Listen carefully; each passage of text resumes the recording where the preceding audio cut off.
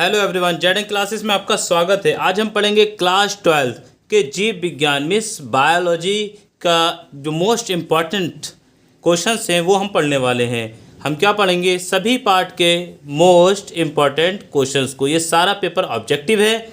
इसमें मैंने किताब के सारे पार्ट्स के सारे चैप्टर्स के मोस्ट इम्पॉर्टेंट जो क्वेश्चंस हैं उन्हें मैंने लिखा है। तो इस वीडियो को आप लास्ट तक देखिए और वीडियो पसंद आए तो वीडियो को लाइक और शेयर जरूर करिए और चैनल को सब्सक्राइब करना ना भूलिए। तो देखते हैं प्रश्न नंबर 1। द्विनिषेचन क्रिया होती है। देखिए पहला सवाल है हमारा, जो द्विनिषेचन की क्रिया होती है वो किस में होती है? शैवालों में होती है, ब्रायोफाइट्स में होती है, अनावर्ती पौधों में या फिर आवर्तबीजी पौधों में होती है। तो इसका सही आंसर है आवर्तबीजी जो पौधे होते हैं उनमें द्विनिषेचन यानी दोहरा निषेचन पाया जाता है। प्रश्न नंबर 2।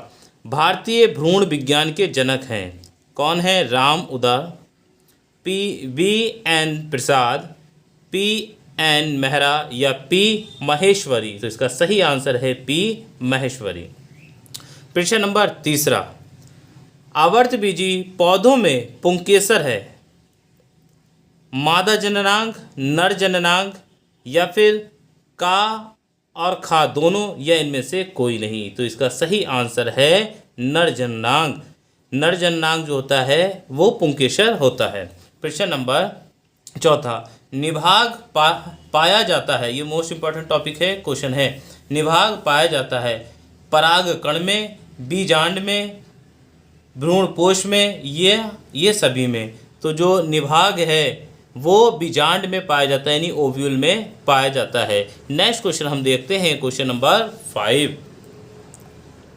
स्त्री में अंतरोपण के समय भ्रूण किस अवस्था में रहता है? जब स्त्री में अंतरोपण होता है तो उस समय भ्रूण की क्या अवस्था होती है?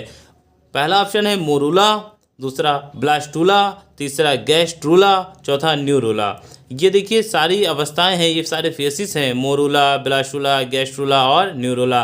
तो जब स्त्री में अंतरोपण होता है उस समय भ्रूण की क्या अवस्था होती है, ये हमारा क्वेश्चन। तो इसका सही आंसर है खा। ब्लास्टूला जो स्टेप होती है उस समय अंतरोपण होता है स्त्री में। प्रश्न नंबर 6। एंड्रोजन स्त्रावित होता है। एंड्रोजन जो एक हार्मोन है वो किसके द्वारा स्त्रावित होता है, ये क्वेश्चन है। लीडिंग कोशिकाओं द्वारा, सर्टोरी कोशिकाओं द्वारा, स्पर्मेटिड्स द्वारा या इनमें से कोई नहीं। तो इसका ठीक और राइट आंसर है का। लीडिंग कोशिकाओं द्वारा एंड्रोजन्स जो होता है वो स्त्रावित होता है। नेक्स्ट प्रश्न नंबर 7। क्या पुरुष से संबंधित है? यहाँ पर कुछ हमारे ऑब्जेक्टिव्स क्वेश्चन हैं जिसमें आपको 4 ऑप्शन दे रखा है और पूछा गया है इनमें से कौन सा पुरुष से संबंधित है। तो पहला है वैसेक्टोमी, दूसरा गोलियां, नेक्स्ट है ट्यूबेक्टोमी और अगला है इनमें से कोई नहीं। तो इसका सही आंसर देखते हैं हम। इसका जो सही आंसर है का। वैसेक्टोमी जो होता है वास डिफरेंशिया को कट कर दिया जाता है, वो वैसेक्टोमी कहलाता है। फीमेल्स में ट्यूबेक्टोमी होता है। तो यहाँ पर बात कर रहे हैं पुरुषों में, तो इसका सही आंसर है वैसेक्टोमी। नेक्स्ट क्वेश्चन है प्रश्न नंबर 8। वंशागति यानी अनुवांशिक जो है उसकी इकाई क्या है? गुणसूत्र, जीन प्रारूप, गोल्जी कार या फिर जीन। तो इसका जो इकाई है वो है जीन। नेक्स्ट क्वेश्चन हम देखते हैं, क्वेश्चन नंबर 9। मंगोली जड़ता किसके कारण होती है? ऑप्शन है इसके। लिंग गुणसूत्रों की एकल सूत्रता या फिर 21वीं जोड़ी के अलिंग सूत्रों की एकल सूत्रता या लिंग गुणसूत्रों की एकाधिक सूत्रता या फिर 21वीं जोड़ी के अलिंग सूत्रों की एकाधिक सूत्रता। देखिए मंगोली जड़ता का मतलब हो गया यहाँ पर ये एक तरीके का डाउन सिंड्रोम है। और डाउन सिंड्रोम में क्या होता है, 21वीं जो जोड़ी होती है, 21वीं जोड़ी में अलिंगी गुणसूत्र जो होते हैं वो एक और उसमें इंक्रीजमेंट हो जाता है। मीन्स एक अधिक सूत्रता यानी एक और इंक्रीजमेंट हो जाता है। यानी कि जो 21वीं जोड़ी में 2 गुणसूत्र थे वो 3 हो जाएंगे, कुल मिला के 46 के स्थान पर 47 हो जाएंगे, तब उसको मंगोली जड़ता कहते हैं। प्रश्न नंबर है हमारा 10। द्विसंकर टेस्ट क्रॉस का अनुपात होता है 3:1, 1:1, 9:3:3:1 या फिर 1:1:1:1। तो इसका करेक्ट आंसर है 9:3:3:1। ये हो गया इसका राइट आंसर। प्रश्न नंबर 11। कौन सा आनुवांशिक विकार 21वें क्रोमोसोम की त्रिसूत्रता के कारण होता है? जैसा मैंने आपको बताया था, फिर से एक बार सुन लीजिए। यहाँ पर क्वेश्चन कह रहे हैं 21वें क्रोमोसोम की त्रिसूत्रता के कारण कौन सा आनुवांशिक विकार होता है? त्रि मिस हो गया 3, सूत्रता मिस हो गया सूत्र, यानी 3 जो हमारे, अगर मान लीजिए डबल एक्स था तो वहाँ पर ट्रिपल एक्स, यानी 3 आ जाएं कौन से वे 21वीं क्रोमोसोम पर। तो देखते हैं options, Klinefelter syndrome, Turner syndrome, Down syndrome, thalassemia. देखिए क्लाइनफेल्टर सिंड्रोम क्या होता है इसको समझ लीजिए, 47 इसमें भी होंगे, और जो हमारा दूसरा ऑप्शन दे रखा है डाउन सिंड्रोम, इसमें भी 47 होंगे, मगर दोनों में अंतर है। क्लाइनफेल्टर में जो लिंग गुणसूत्र होते हैं उसमें 2 के स्थान पर 3 हो जाते हैं, और टर्नर सिंड्रोम में जो लिंग गुणसूत्र होते हैं उसमें 1 कम हो जाता है।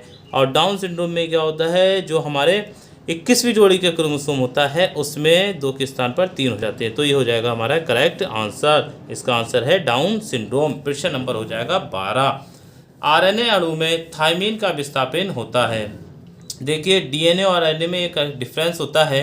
डीएनए में क्या होता है, एडेनिन, ग्वानिन, थायमीन और साइटोसिन ये पाया जाता है डीएनए में। ये किस में है, डीएनए में। अब हम क्वेश्चन ये पूछ रहे हैं कि आरएनए में क्या होगा, तो ग्वानिन, साइटोसिन, यूरेसिल और एडेनिन, जो इसमें चेंज आता है वो आ जाता है थायमीन का, यानी थायमीन के स्थान पर क्या आएगा, क्वेश्चन ये है आरएनए में थायमीन के स्थान पर कौन सा आएगा, तो थायमीन के स्थान पर आ जाता है यूरेसिल।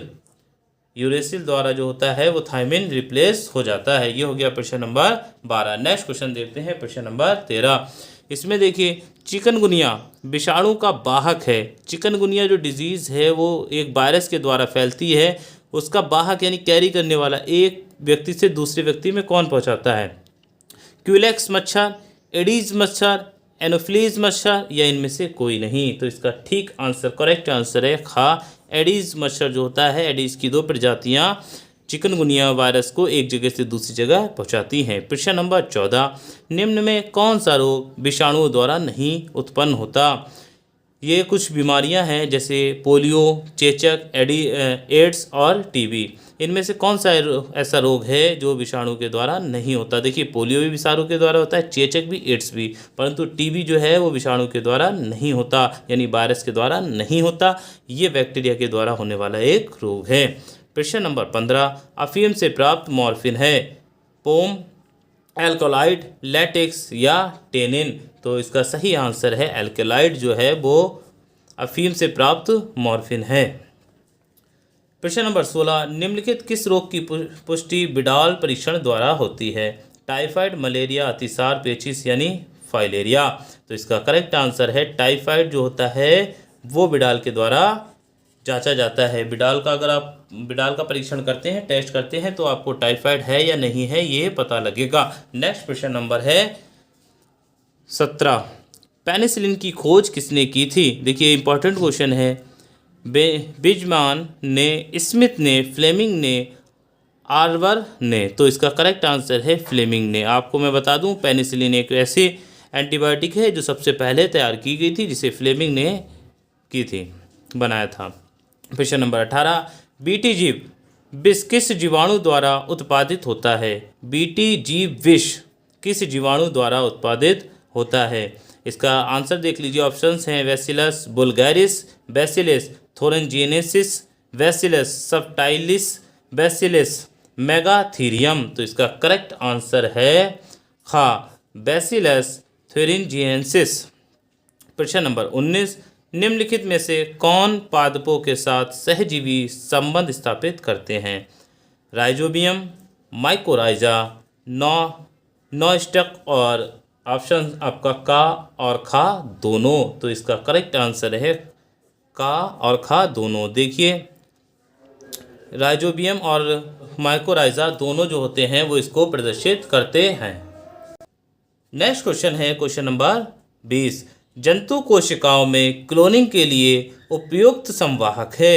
जंतु कोशिकाओं में अगर क्लोनिंग करनी है तो कौन से संवाहक का यूज़ करा जाता है? इसके ऑप्शन हैं SV40, PBR 327, PUC या PBR 322। तो इसका करेक्ट आंसर है PBR 322। नेक्स्ट क्वेश्चन देखते हैं, क्वेश्चन नंबर 21।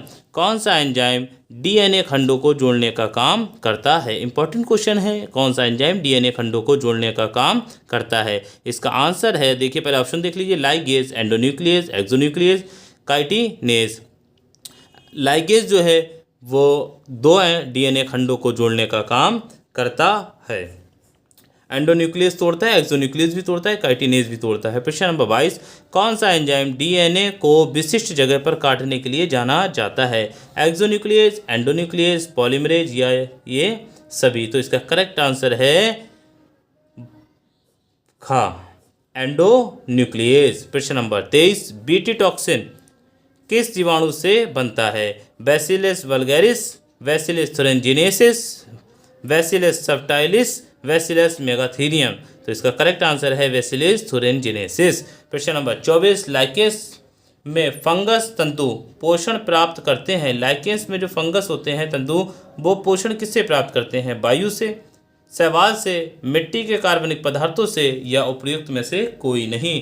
तो लाइकेंस, आपको मैं बता दूं, लाइकेंस जो है फंगस और शैवाल के बीच की एक रिलेशन है, जो कि फंगस और शैवाल के मिलने से ही लाइकेंस बनता है। तो पोषण को प्राप्त करता है अपना शैवाल से। इसका करेक्ट आंसर हो गया शैवाल। ये वो most important questions, objective questions थे जो कि बोर्ड एग्जाम के लिए बहुत ही ज़्यादा इंपॉर्टेंट हैं। यदि आपको ये वीडियो अच्छी लगी तो वीडियो को लाइक और शेयर करना ना भूलें और चैनल को सब्सक्राइब ज़रूर करें। Thank you.